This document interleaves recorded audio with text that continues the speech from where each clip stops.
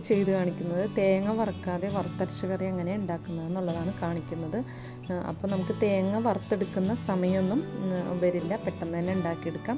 ഇതിപ്പോൾ വറുത്തരച്ച് ഏത് തരം മീനൊക്കെയാണ് നിങ്ങൾ വറുത്തരച്ച് കറി വെക്കുന്നതെന്ന് വെച്ചാൽ ആ മീനൊക്കെ ഇതുപോലെ ചെയ്യാവുന്നതാണ്.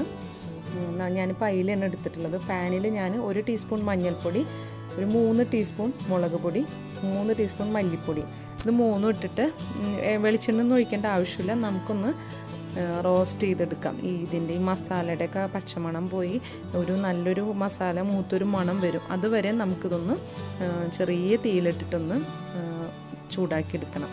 അപ്പോൾ ചെറിയ തീയിലിട്ടാൽ മതി, എന്താ വെച്ചാൽ മസാല പെട്ടെന്ന് കരിഞ്ഞു പോകും. അതുകൊണ്ട് തന്നെ ലോ ഫ്ലെയിമിലിട്ടിട്ട് വേണം നമ്മളിത് ചൂടാക്കിയെടുക്കാൻ. എന്നിട്ട് ഇത് മസാല മൂത്ത മണം വരുന്ന സമയത്താണ് നമ്മളിത് ഓഫ് ചെയ്യേണ്ടത്. അപ്പോൾ അത് പെട്ടെന്ന് തന്നെ ആവും, അധികം സമയം എടുക്കില്ല. അതിലേക്ക് ഒരു 1/4 ടീസ്പൂൺ പെരിഞ്ജീരകത്തിൻ്റെ പൊടിയാണ് ഞാൻ ചേർക്കുന്നത്. അതല്ല ഇനി പെരിഞ്ജീരകം മുഴുവനോടുകൂടി ഉള്ളതാണെന്നുണ്ടെങ്കിൽ അത് ഈ പൊടിയിലേക്ക് ഇട്ട് കൊടുത്താൽ മതി. എല്ലാം കൂടി നന്നായി ഇപ്പോൾ റോസ്റ്റ് ചെയ്ത് വെച്ചിട്ടുണ്ട്. പിന്നെ ഞാൻ എടുത്തിട്ടുള്ളത് തേങ്ങാപ്പാലാണ്.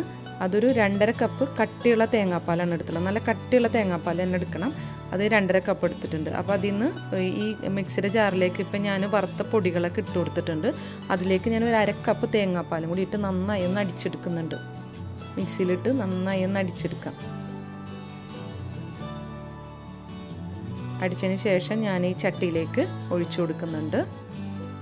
ചട്ടിയിലേക്ക് ഒഴിക്കാം. അതിനുശേഷം നമുക്ക് ബാക്കിയുള്ള തേങ്ങാപ്പാലും കൂടി ഈ മിക്സിയുടെ ജാറിലേക്ക് ഒഴിച്ചിട്ട് ഒന്നും കൂടി ഒന്ന് അടിച്ചിട്ട് നമുക്കിതിലേക്ക് വയ്ക്കാം. അപ്പോൾ ഈ മിക്സിയിലുള്ള മസാലകളൊക്കെ ഈ തേങ്ങാപ്പാലും കൂടിയിട്ട് മിക്സ് ചെയ്ത് ഇങ്ങോട്ട് പോരും. ഒന്നും കൂടി നമുക്ക് അടിച്ചിട്ട് ഇതിലേക്ക് ഒഴിക്കാം. അപ്പോൾ നിങ്ങൾക്ക് കൂടുതൽ ക്വാണ്ടിറ്റി വേണമെന്നുണ്ടെങ്കിൽ അതിനനുസരിച്ച് നിങ്ങൾ കൂട്ടിയെടുത്താൽ മതിയാവും, അളവ് കൂട്ടിയെടുത്താൽ മതിയാവും. ഇപ്പോൾ ഇതിലേക്ക് ഞാൻ ഒരു 4 പച്ചമുളക് കീറിയിട്ടത് 2ആയി ഒന്ന് പൊളിച്ചിട്ടുണ്ട്. കുറച്ച് വേപ്പില, പിന്നെ വേണ്ടത് ഒരു 1/2 ഇഞ്ച് നീളത്തിലുള്ള ഇഞ്ചി, അതൊന്ന് നീളത്തിലൊന്ന് കട്ട് ചെയ്തെടുത്തിട്ടുണ്ട്. അതോടാം. ആവശ്യത്തിനുള്ള ഉപ്പിട്ട് കൊടുക്കാം. പിന്നെ വേണ്ടത് കുടംപുളിയാണ്. ഞാനിപ്പോൾ ഇതിൽ ചേർക്കുന്നത് കുടംപുളിയാണ്. അപ്പോൾ ഞാനത് വെള്ളത്തിലിട്ടൊരു ചെറിയ കഷ്ണം. അപ്പോൾ എനിക്കിത് ആ പുളിക്ക് ആവശ്യത്തിനുള്ള പുളി ഉണ്ടാവും ഈ ഒരു കഷ്ണം ഇട്ടിട്ടുണ്ടെങ്കിൽ. അപ്പോൾ നിങ്ങളുടെ ഓരോരുത്തരുടെ പുളിക്ക് അനുസരിച്ച് ഇട്ട് കൊടുക്കുക. അതും കൂടി ഇട്ടിട്ട് നന്നായി ഒന്ന് ഇളക്കി മിക്സ് ചെയ്യാം. എല്ലാം കൂടി ഒന്ന് മിക്സ് ചെയ്തെടുക്കാം. അപ്പം നിങ്ങൾ ഈ മസാലയിൽ കൂടി തേങ്ങാപ്പാലിട്ട് അടിക്കുമ്പോൾ ഇപ്പം തീ വെച്ചാലും ഇപ്പം നമ്മൾ കട്ടിയുള്ള തേങ്ങാപ്പാലൊക്കെ ഒഴിച്ച് കഴിഞ്ഞാൽ പിരിഞ്ഞ പോലെ ആവില്ല. അപ്പം നിങ്ങൾ ഈ മസാലയിൽ കൂടി ഒന്ന് തേങ്ങാപ്പാൽ ഒഴിച്ച് അടിച്ചെടുക്കുമ്പോൾ ഇങ്ങനെ പിരിഞ്ഞ പോലെ ആവില്ല. അതെല്ലാം കൂടിയും അരഞ്ഞിട്ട് നല്ലൊരു തിക്കായിട്ട് വരും. അപ്പോൾ അങ്ങനെ പിരിഞ്ഞു പോവില്ല. ഇപ്പം ഞാൻ നന്നായി ഒന്ന് ചൂടായിട്ടുണ്ട്. അപ്പോൾ ഞാൻ അതിലൊരു വലിയ പീസായിട്ടുള്ളതായതുകൊണ്ട് തന്നെ ഞാൻ നന്നായിട്ട് തിളയ്ക്കുന്നതിന് മുന്നേ തന്നെ മീനിട്ട് കൊടുക്കുന്നുണ്ട്. അതിങ്ങനെ പെട്ടെന്ന് പൊട്ടിപ്പോകാത്തതുകൊണ്ടാണ് ഞാൻ ആ തിളയ്ക്കുന്നതിന് മുന്നിട്ടത്.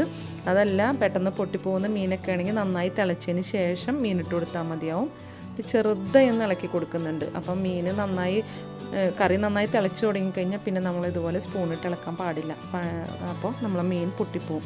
പിന്നെ ഒന്ന് കലം ഒന്ന് ചുറ്റിച്ച് കൊടുത്താൽ മതിയോ. അപ്പം ഞാൻ ചെറുതായി ഒന്ന് മൂടി വെക്കുന്നുണ്ട്. എന്ന് വെച്ചാൽ പെട്ടെന്നൊന്ന് തിളച്ച് വരാൻ വേണ്ടിയിട്ട്. നന്നായി തിളച്ചിട്ടുണ്ട്. ഇപ്പോൾ ഇനി എൻ്റെ ചട്ടി എന്ന് പറഞ്ഞാൽ വലിയ ചട്ടി ആയതുകൊണ്ട് തന്നെ തിളച്ച് പുറത്തേക്ക് ചാടില്ല. അത് നിങ്ങൾ കലത്തിൽ ചെറിയൊരു മീൻ ചട്ടിയിലേക്ക് എടുക്കുമ്പോൾ ഇതുപോലെ ഫുൾ കവർ ചെയ്ത് വെക്കേണ്ട. കവർ ചെയ്ത് വെക്കുമ്പോൾ ചിലപ്പോൾ കറി തിളച്ച് പുറത്തേക്ക് ചാടാൻ ചാൻസ് ഉണ്ട്. അപ്പോൾ ഒന്ന് ചെറുതായി ഒന്ന് തുറന്ന് വെച്ചിട്ട് അടച്ചാൽ മതിയാവും. എൻ്റെ ഇത് പെട്ടെന്ന് പുറത്തേക്ക് ചാടാത്തതുകൊണ്ടാണ് ഞാൻ ഫുള്ളായിട്ട് കവർ ചെയ്ത് വെച്ചത്. അപ്പം നമ്മുടെ മീൻകറി ഒന്ന് നന്നായി തിളച്ച് കുറുകിയൊക്കെ വരുന്നുണ്ട്. ഒന്നും കൂടി ഒന്ന് വറ്റിയിട്ട് നമുക്ക് ഇതിൻ്റെ മുകളിലായിട്ട് ഇതിപ്പോൾ കറിയിൽ നിന്ന് നന്നായി ഒന്ന് വറ്റി കുറുകി വന്നിട്ടുണ്ട്. ഇപ്പോൾ നമുക്കറിയാൻ പറ്റും അതിൻ്റെ മുകളിലായിട്ട് ഇങ്ങനെ എണ്ണ തെളിഞ്ഞ പോലെ ഇങ്ങനെ ഉണ്ടാവും മീൻകറിയുടെ മുകളിലായിട്ട്. അപ്പോൾ നമുക്കത് ഗ്യാസ് ഓഫ് ചെയ്യാം. എന്നിട്ട് നമുക്ക് ഉള്ളി മൂപ്പിച്ചെടുക്കാം ഇതിൻ്റെ മുകളിൽ ഒഴിക്കാൻ. അതിന് വേണ്ടിയിട്ട് ചെറിയൊരു പാനിൽ കുറച്ച് വെളിച്ചെണ്ണ ഒഴിച്ചിട്ട് ഞാൻ ഒരു 5-6 ചെറിയ ഉള്ളി ചെറുതായി കട്ട് ചെയ്തിട്ട് ഇതിൻ്റെയൊക്കെ ഇട്ടൊന്ന് മൂപ്പിച്ചെടുക്കുന്നുണ്ട്. നല്ലൊരു ബ്രൗൺ കളർ ആവുന്ന വരെ നമുക്കിതൊന്ന് മൂപ്പിച്ചെടുക്കണം. വെളിച്ചെണ്ണ തന്നെ യൂസ് ചെയ്യുന്നതാണ് നല്ലത്. അപ്പം നല്ലൊരു മണവും ഉണ്ടാവും. പിന്നെ തേങ്ങ വറുത്തില്ലെങ്കിലും നല്ല വറുത്തരച്ച കറിയുടെ നല്ലൊരു മണം ഉണ്ടാവും, ടേസ്റ്റും ഉണ്ടാവും കറിക്ക്. അതിലേക്ക് ഞാൻ കുറച്ച് വേപ്പിലയും കൂടി ഇട്ട് ഉള്ളി ബ്രൗൺ കളർ ആവുന്നവരെ ഒന്ന് വഴറ്റാം. അപ്പം നമ്മുടെ ഉള്ളി ബ്രൗൺ കളറായി വന്നിട്ടുണ്ട്. നമുക്ക് ഗ്യാസ് ഓഫ് ചെയ്തിട്ട് ഇതിൻ്റെ മുകളിലായിട്ട് ഒഴിച്ചു കൊടുക്കാം. എന്നിട്ട് പതുക്കെ നമുക്ക് ഈ ചട്ടി ഒന്നിങ്ങനെ 2 കൈ കൊണ്ടും അതൊന്ന് പിടിച്ചിട്ടൊന്ന് ചുറ്റിച്ച് കൊടുത്താൽ മതി. അപ്പോൾ കറി നല്ല തിക്ക് ഗ്രേവി ആയിട്ട് നല്ല ഇതിൽ വന്നിട്ടുണ്ട്. ഇതുപോലെ വളരെ പെട്ടെന്ന് തേങ്ങ വറക്കാണ്ടൊക്കെ വളരെ പെട്ടെന്ന് നമുക്ക് ഉണ്ടാക്കിയെടുക്കാം. അപ്പോൾ ഇങ്ങനെ വറുത്തരച്ച് ഉണ്ടാക്കുന്ന ഏത് തരം മീൻ വേണമെങ്കിലും നിങ്ങൾക്ക് ഇതുപോലെ ചെയ്യാം. അപ്പോൾ ചെയ്യാത്തവർ തീർച്ചയായും ഒന്ന് ട്രൈ ചെയ്ത് നോക്കുക. Thank you.